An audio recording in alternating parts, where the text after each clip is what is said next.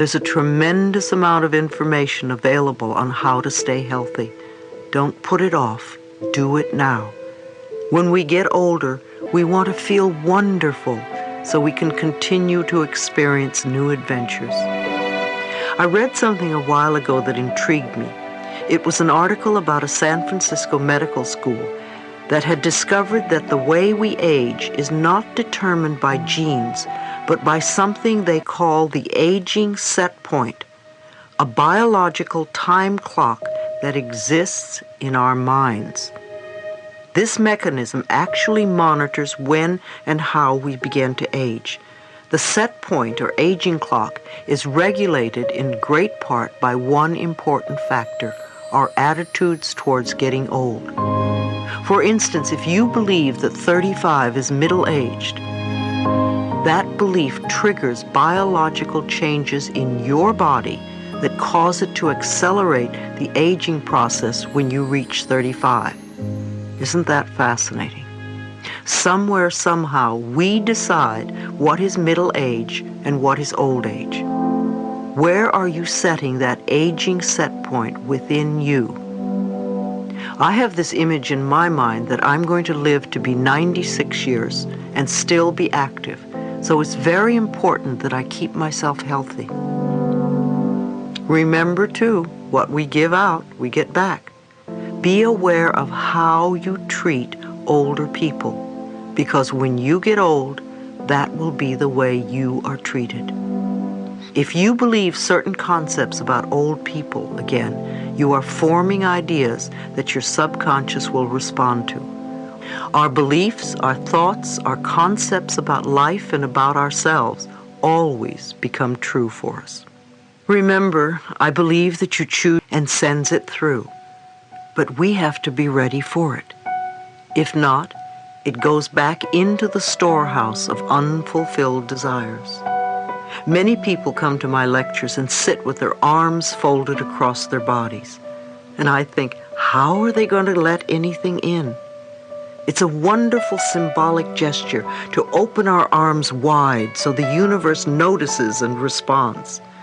For many, it's very scary, because if they open themselves up, they will think they may get terrible things, and they probably will, until they change whatever it is inside them that believes they will attract doom and gloom. When we use the term prosperity, a lot of people immediately think of money. However, there are many other concepts that come under the auspices of prosperity, such as time, love, success, comfort, beauty, knowledge, relationships, health, and of course money. If you are always feeling rushed because there isn't enough time to do everything you want, then you have a lack of time. You are poor in time.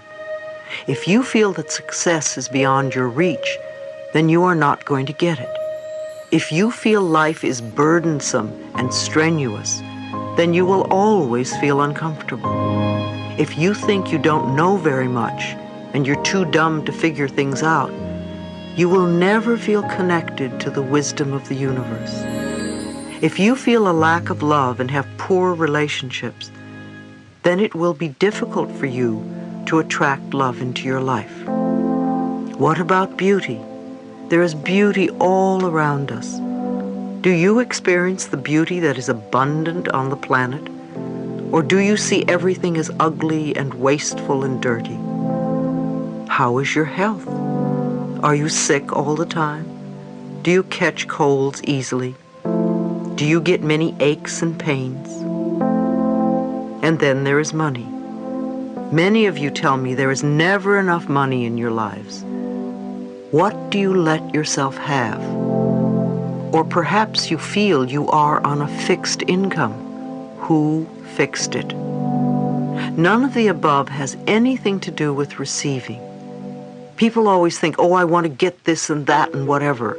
However, abundance and prosperity is about allowing yourself to accept. When you are not getting what you want, on some level, you are not allowing yourself to accept. If we are stingy with life, then life will be stingy with us. If we steal from life, life will steal from us. Being honest with ourselves. Honesty is a word we use a lot, not always understanding the true significance of what it means to be honest. It has nothing to do with morality or being a goody-goody. Being honest really has little to do with getting caught or going to jail. It is an act of love for ourselves. The main value of honesty is that whatever we give out in life, we will get back. The law of cause and effect is always operating on all levels. If we belittle or judge others, then we too are judged. If we are always angry, then we encounter anger wherever we go. The love we have for ourselves keeps us in tune with the love life has for us. For instance, imagine that your apartment has just been burglarized. Do you immediately think that you're a victim? My apartment was just ripped off. Who did this to me? It is a devastating feeling when something like that happens. However, do you stop to think of how and why you attracted the experience? Again, taking responsibility for creating our own experiences is not an idea that many of us want to accept all the time, perhaps just some of the time. It is so much easier to blame something outside of ourselves. Yet our spiritual growth cannot occur until we recognize that there is little of value outside of us. Everything comes from within. When I hear that someone has just been robbed or experienced some kind of loss, the first question I ask is, whom did you steal from lately? If a curious look comes over their face, I know I have touched a tender spot. If we think back to a time when we took something and then think of what we lost shortly thereafter, the connection between the two experiences can be an eye-opener. When we take something that isn't ours, we almost always lose something of greater value. We might take money or some object, and then we might lose a relationship. If we steal a relationship, we might lose a job. If we lift stamps and pens from the office, we might miss a train or a dinner date. The losses almost always hurt us in some important area of our lives. It's unfortunate that many